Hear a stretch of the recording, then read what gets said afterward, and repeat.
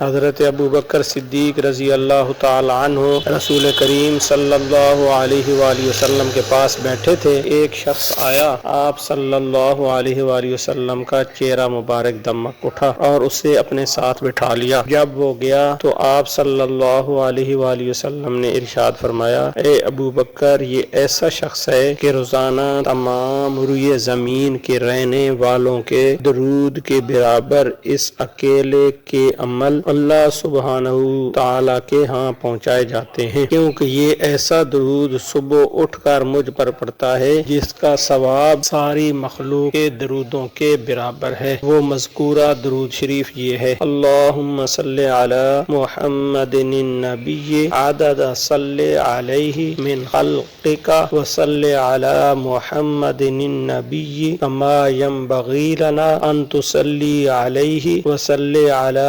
محمد النبی کما امرتنا ان تصلی علیہ۔